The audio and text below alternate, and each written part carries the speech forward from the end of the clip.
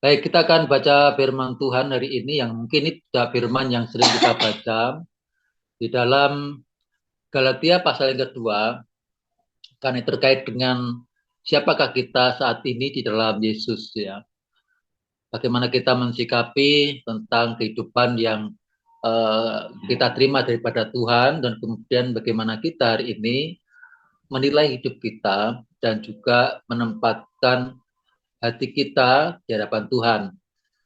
Di dalam Galatia pasal yang kedua ayat yang ke-20 ya. Ini hafal semua saya kira ya ayat ini. Galatia 2 ayat yang ke-20.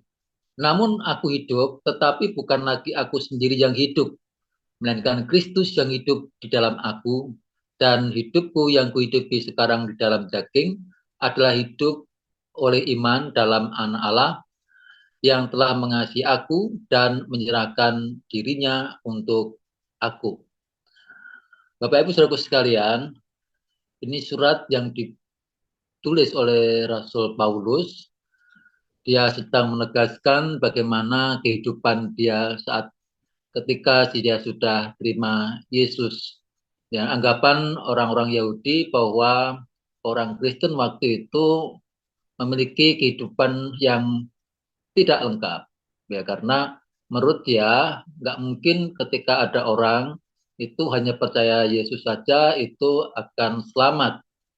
Ya, dan juga itu yang juga anggapan oleh Rasul Paulus sebelum dia menjadi rasulnya Tuhan Yesus, ya, dia menjadi orang yang penentang kekristenan waktu itu dan Yahudi sebagai bangsa yang superior mungkin ya, yang dia menganggap bahwa bangsa-bangsa lain adalah bangsa-bangsa yang tidak mengenal Tuhan dan jadi orang yang tidak diselamatkan. Tetapi ya apa yang diperkatakan oleh Paulus ini sangat bertolak belakang dengan apa yang dianggapkan oleh banyak orang-orang waktu itu. Ya, dan kemudian dengan sikap hati yang benar, dia mengatakan bahwa dia sekarang sudah mati oleh karena Kristus. Ya, dia sudah mati untuk hukum Taurat. Setelah dia menyadari bahwa hidupnya bukan lagi untuk dirinya sendiri dan dia sudah hidup untuk Tuhan dan dia kemudian menyadari hidupnya bahwa hidup yang dihidupi sekarang di dalam daging itu bukan miliknya dia sendiri, melainkan Kristus yang hidup di dalam diri Rasul Paulus. Nah, hidup yang didasari oleh iman kepada anak Allah inilah yang menjadikan bahwa hidupnya sekarang memiliki arti yang lebih luas, arti yang lebih berharga, dan dia menyadari bahwa ketika dia mengakui hidupnya bukanlah milik dia sendiri, bukan dikendalikan oleh keinginan dia sendiri, bukan oleh egonya sendiri, tetapi Yesus yang sudah bertahta menggantikan otoritas dalam dirinya untuk bertindak dengan baik. Ya. Rasul Paulus sadar bahwa melakukan hukum Taurat tidak serta-merta menjadikan dia benar. Makanya hanya satu cara yaitu percaya pada Yesus. Yesuslah yang membenarkan dia dan juga menyelamatkan dia. Maka bagi Paulus, hidup bukan lagi miliknya sendiri, melainkan miliknya Kristus. Dan dia sudah mati bersama-sama dengan Kristus yang disalibkan. Kristuslah yang menghidupkan dirinya. Dan ini berarti bahwa hidup Paulus bukan lagi berjuang untuk melakukan segala yang sudah dituliskan dalam hukum Taurat supaya dibenarkan, melainkan hidup dia dilakukan untuk melakukan kehendak Allah Bapa di surga. Ya, saudara, demikian juga bagaimana sekarang kita sebagai anak Allah, kita menyadari bahwa sebelum kita menjadi orang percaya, hidup kita ini dikendalikan oleh yang namanya ego atau diri kita sendiri. Dan kita di situ berkuasa untuk bertindak A, B, C, D menurut keinginan kita, menurut kemauan kita, yang menurut pandangan kita itu baik untuk kita lakukan. Sehingga bahkan kita menjadi orang-orang yang melakukan banyak sekali kesalahan-kesalahan, banyak sekali melakukan tindakan-tindakan yang tidak benar, dan di masa-masa dulu sebelum kita bertobat tentu banyak hal yang sia-sia kita lakukan. Namun setelah kita menjadi orang percaya, mari kita sama introspeksi diri. Apakah kita sekarang sudah menyadari bahwa hidupku bukanlah jadi milikku, melainkan Kristus yang sudah bertahta, yang sudah berkuasa, yang sejak awal kita terima Yesus berkata, kita berdoa bahwa Tuhan masuklah dalam hatiku dan jadilah engkau penguasa atas hidupku. Ya. Sudahkah kita dengan sadar, dengan sungguh-sungguh sampai hari ini menyerahkan segala sesuatunya ini dalam kendali, dalam otoritas Tuhan. Sehingga apa yang kita lakukan pun itu mencerminkan daripada tindakan yang Tuhan suruh dalam hidup kita. Namun ini memang jadi satu hal yang satu proses untuk sama-sama kita ini bisa sejalan dengan kehendak Tuhan ya.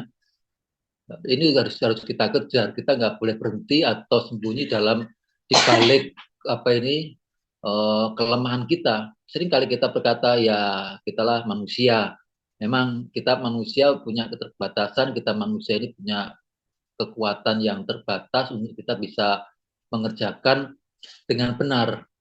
Tetapi sudah sadar bahwa itulah kenapa dikatakan hidup yang hidup sekarang di dalam daging, ya kita hidup dalam daging hari ini, adalah hidup karena iman kepada anak Allah. Jadi dasar kita melakukan semua ini bukan karena kekuatan kita, bukan karena pengalaman, bukan karena kemampuan kita, bukan karena jabatan, bahkan mungkin kita berharap dengan kekayaan, maka kita bisa melakukan semua dengan benar. Ya, tidak bisa.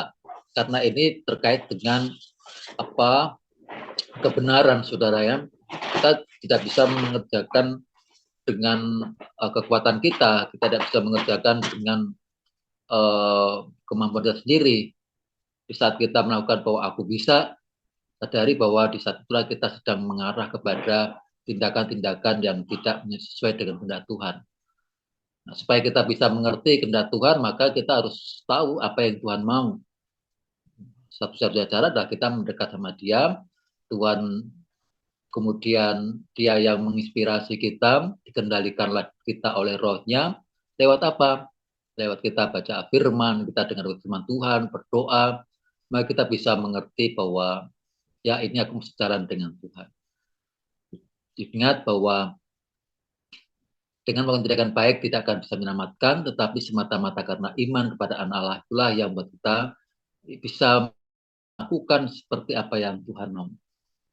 Jadi sekarang bukan lagi ego kita yang berkuasa, tetapi biarlah Yesus itu memerintah atas kita. Yesus itu yang kemudian mengendalikan seluruh pola pikir kita, tindakan kita, tujuan hidup kita diarahkan sejalan dan seirama dengan kemauan Tuhan saja. Nah itu saya yakin hidup kita akan semakin ringan karena kita tidak berjalan sendiri. Kita disertai oleh Tuhan yang selalu ada bersama dengan kita dan notabene Dia tinggal bersama dengan kita selama kita untuk terus membawa Dia dalam hidup kita. Mari Bapak Ibu Saudaraku sekalian, hidupku bukannya aku lagi, melainkan Kristus yang hidup di dalam aku. Biar itu akan memimpin kita sepanjang hari-hari kita ke depan bahwa Yesus melihat, dunia melihat Yesus bukan lagi lewat orang lain atau lewat hal yang lain, tetapi Yesus itu dilihat oleh dunia lewat kehidupan kita masing-masing. Sehingga orang berkata, ya inilah orang-orang yang memang sudah menjadi milik Kristus, orang yang sudah kelahiran baru, dan orang yang sudah mengalami kemenangan di dalam Kristus.